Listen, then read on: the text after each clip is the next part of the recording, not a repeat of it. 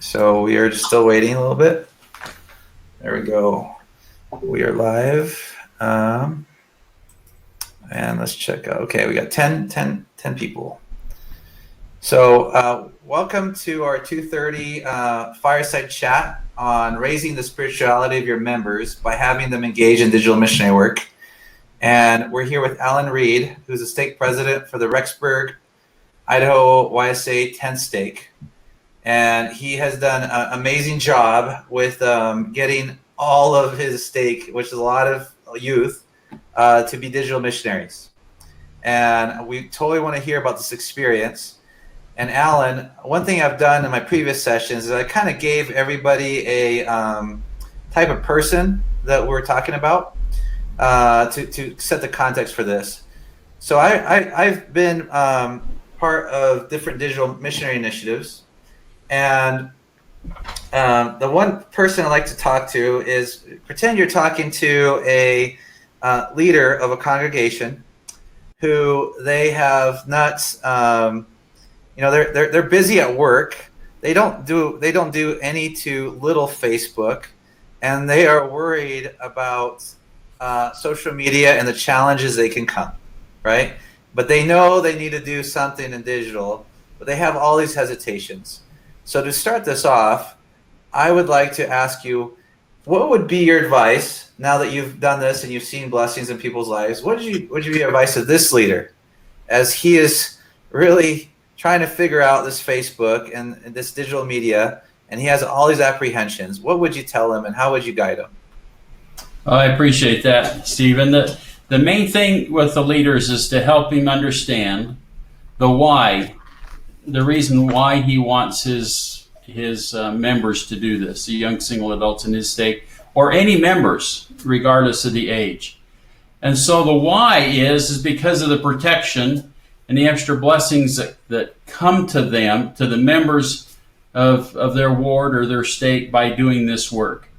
And once they understand the why, then they're more anxious to help and be really dedicated and involved in this great work. And it's helping them realize that by getting their members involved in what we refer to as the work of salvation, then that's how they increase the spirituality in their stake and in their ward in ways that's just remarkable. There's just so many promises given to us by the prophet and apostles of this work that come to us individually by doing this work. It just changes the whole spirit in his unit. The Lord just really blesses him. Can you give us some practical or examples so that in his mind he's like, okay, Alan, can you share some examples of how that happened in your stake? Because he's trying to understand this, and any examples would be great for him. Okay. What could you share with us? Well, the main thing is for him to understand that Elder Neil L. Anderson, about 3 years ago at a BYU devotional, promised that the Lord would give those that are righteous an extra compensatory spirit to overcome the added influences of Satan. And so the way for the members to take advantage of that extra spirit is through the work of salvation, this missionary work, and also couple that with indexing and family history work, because that gives us its own special promises to keep us from the influences of Satan, a lot of those that come to us from the internet. And so with these promises, then his unit will be strengthened and uplifted. The gathering of Israel that the prophet has asked us to do, this is just it. Missionary work and taking care of those on both sides of the veil with indexing and family history. And so his objective has to be to understand the great blessings. I've seen wards change spiritually in ways that are uncomprehendable without this spirit that comes into them. Everything within his ward will become better. More unity, stronger spirit, better sacrament meetings, tremendously wonderful ward council meetings. And it's all because if he's willing to help his members engage in this work of salvation, and particularly missionary work. Yeah, so let me get some examples there. So how have you seen a ward before digital and after digital missionary work? What changed, right? Because in his mind, he's like, I know what before looks like, but what changes after? And how? And what did they do? Well, what happens is, I mean, I'm in a young single adult stake, and so the bishops are very busy with interviews on helping people stay on the right track and avoid temptation and then overcome temptation. The interviews that the bishop has to do drops drastically because everybody is feeling the Spirit and they're understanding the promises that the Lord has given them to be protected, and they receive that protection. And so what it looks like is his ward council meetings then are focused on the work of salvation, which then brings a spirit of service into the rest of his ward to help serve other members. What he has to have, and what I've learned, is you have to have a very clear, detailed plan. So it's easy for the leader and it's easy for the members. And so that's what we have, is a very detailed plan to where you make a post on some type of social media, being directed, as some of your other speakers have already said, directed by the Spirit of what they should post. And then let the Lord bring those people to that post. Then if somebody follows up with a comment, then we follow up with them. And then as soon as we have a little bit of a conversation with them and they're ready to be taught, then we contact the missionaries in whatever the world that they're in. And then the missionaries teach them with us still on as part of the appointment through virtual opportunity, and then we get to see them baptized wherever they are in the world. And this Spirit, even before digital missionary work, when I was a bishop of my home ward, the Spirit that came into that ward as we really become active in missionary work, it just changes a ward and a stake. And so what does the ward correlation look like when your leaders of your congregation are together? What was happening before, and then when you implement digital missionary work, how did that spirit change, and what were you guys talking? What was the conversation like? Well, typically, a lot of times the conversation may not be as spiritual or as focused on service as a bishop would like. What happens is we encourage each ward to set their goals for each of these categories. The number of what we call missionary actions, then a gospel conversation when we start talking with somebody, then a handoff to the missionaries, and then baptism. And so we have each ward set their goals, and we follow the principle that Elder Ballard taught a few years ago about the importance of goals and how we have to have a plan and tactical plans to accomplish our goals. And so every Sunday in their ward council meeting, they're discussing how they're doing with their goals. And that brings in missionary work, family history work, and indexing, all into that ward council meeting.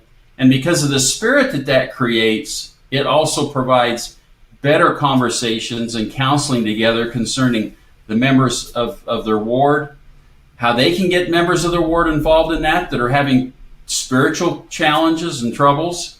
And it just brings a unique spirit there that they didn't have before.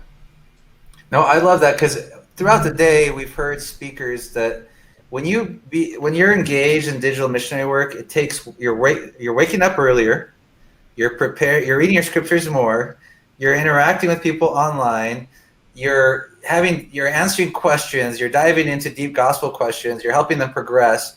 So there's this beautiful spirit that each member undertakes, that, and to your point earlier, they have less time to focus on their needs and they're focused on others. Is that kind of what you're seeing? Is that they're serving more and their heart changes, or what how does that? Yeah, there's no question about that.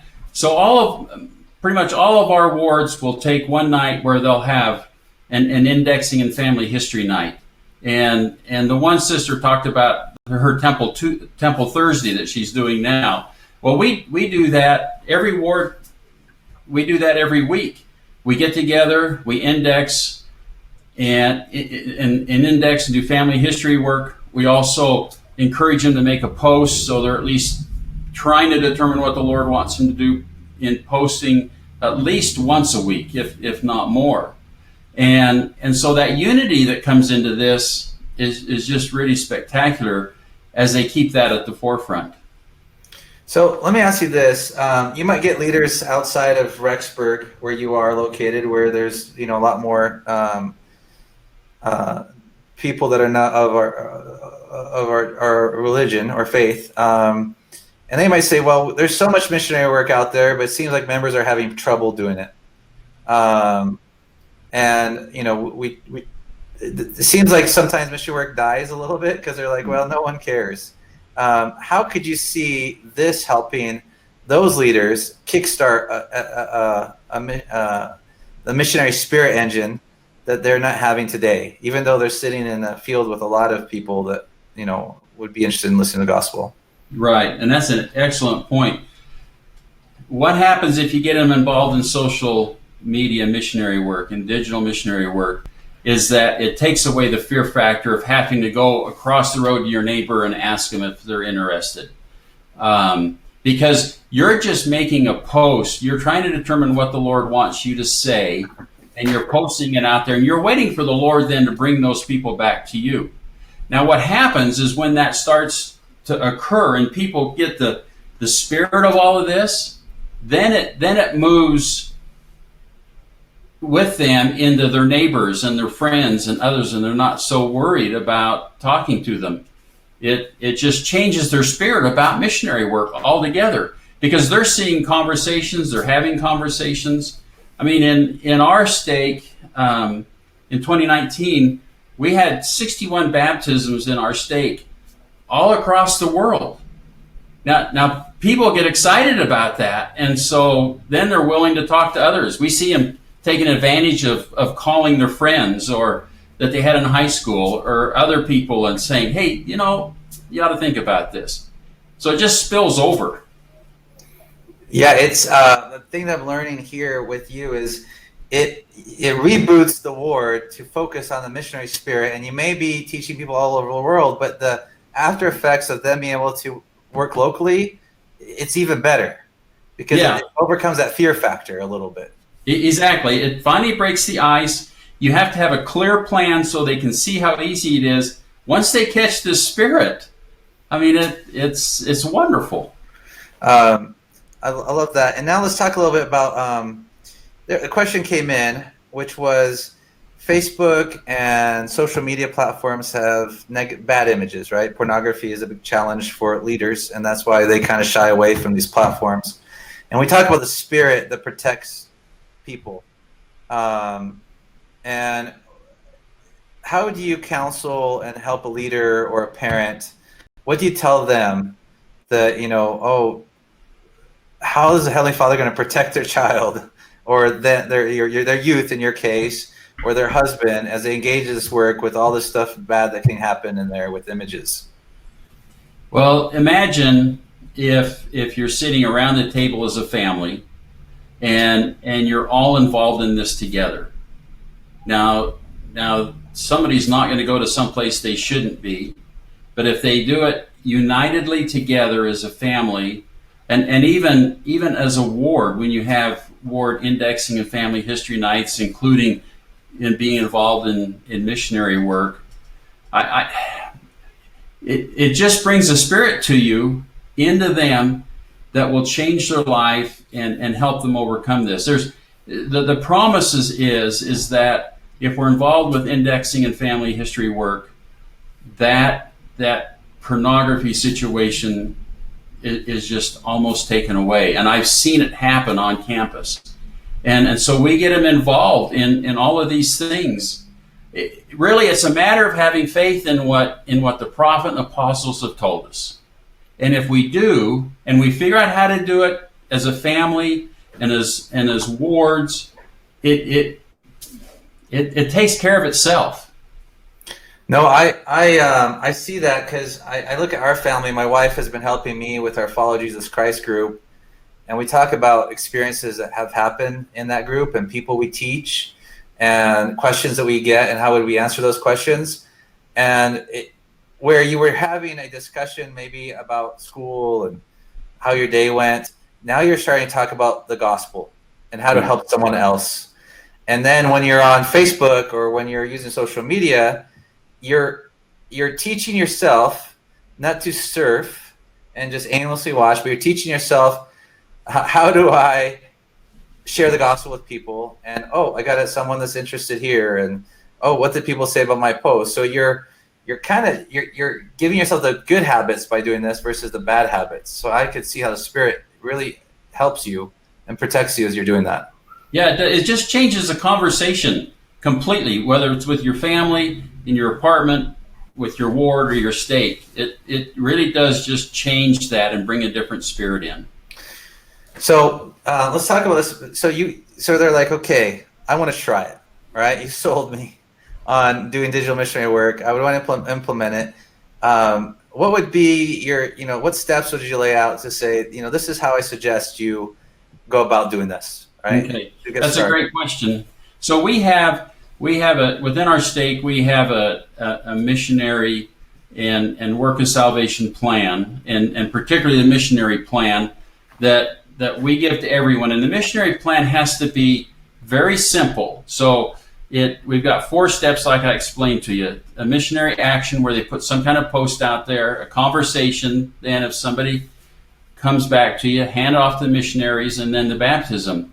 And he has to have a very clear plan that shows how easy it is and takes everybody through the steps. And we also have quotes on there for the prophets and apostles in the scriptures about missionary work.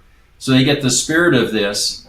Then they have to set goals, and then as a ward, unitedly work together for those wards. Now, every Sunday in priesthood, relief society, or Sunday school, we get a report from everyone of how many of each one of these missionary actions, gospel conversations, handoff to missionaries, or baptisms that they have experienced. And so everybody reports in the ward how many they've had, and that's tracked in the ward so they can see how their progress is toward their goals. Okay, that works. So there's a good way to follow up. Now, you may get asked a question of, well, you have a lot of students. They're digitally savvy because that's just they're on there all the time. But I don't have that. I have a lot of people that may not be digital savvy, and they come from different backgrounds. So how do I teach them how to do this, right? What would you suggest to them? How do you educate them? Because you got some of them you have to train on how to use social media. They've never had that before, Right. but they want to do it, right? And others may be like, well, I don't like talking to strangers. So you're asking me to talk to someone in Africa. I don't know if I want to do that. I'm not comfortable doing that.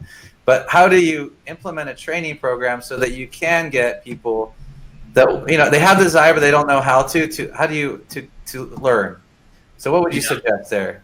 Yeah, we've had that challenge, and so we train our leaders. We get in a room, we put it up on the screen so everybody can see, and we train them how to do it. And they recognize, if you have a clear plan, they recognize how easy it is to do it. And it's a stretch for some people, no question. But you just have to train them, and you have to teach them, and you have to help them understand the why. And the why is that the blessings that's going to come to their members. And when they understand that, then the members are really willing and has a desire to accomplish this work and to be involved and to figure out how to do it. And they can be taught. The Lord just makes this is His work, and so He's gonna bring the Spirit into it that's gonna help people understand how to do it and touch them when they understand the why.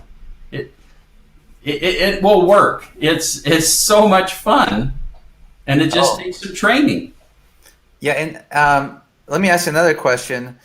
So if I'm a leader and I I love it. I get the why. I want to do this, but I just don't understand. I don't have the knowledge completely how to do it.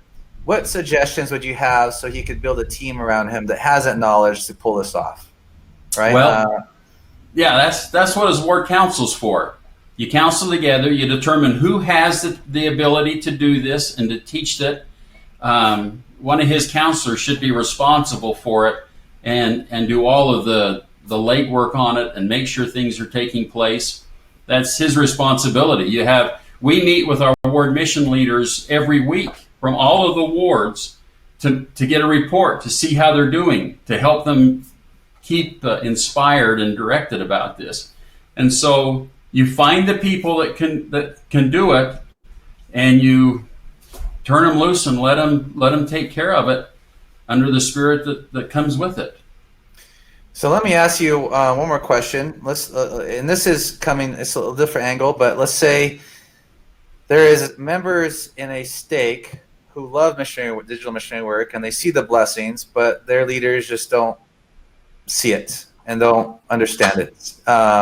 What advice do you give to them, right? To say, how would you counsel with them? Well, the same spirit can still come to them, even if it's not being directed from the bishop down. I mean, they still have the ability to receive the same blessings, to be touched by the Spirit, to receive the protection, and to be watched over. And so, yeah, it's fun to do it as a ward. There's great blessings that come as a united ward to do this. But as individuals, we can still do it. And we can still receive the same Spirit.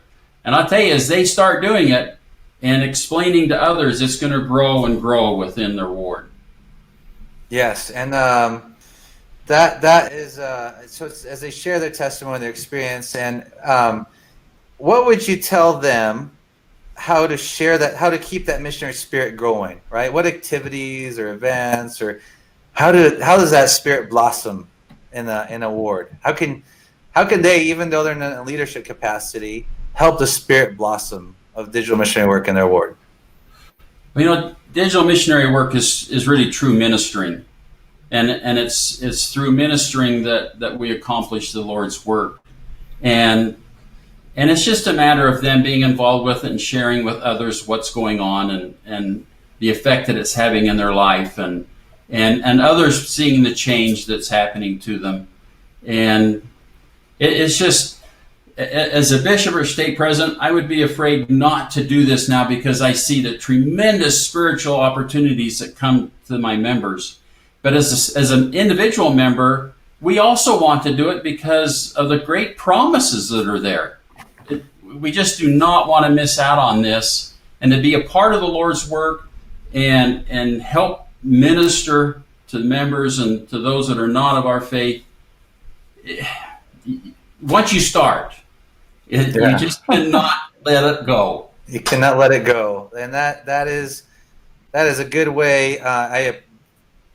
Thank you for what you've shared, because social media has its challenges, but it has its great blessings that can come to wars and stakes that they do it. And you are pioneers on how you've done this, and I've seen you see the blessings, and I've talked to many of your students that have the blessings, and I've been received countless of blessings for doing it and helping people, progress. So I thank you for sharing that. Thank you for sharing a roadmap that people could use, and thank you for sharing and educating us on the blessings and protection that come from doing it.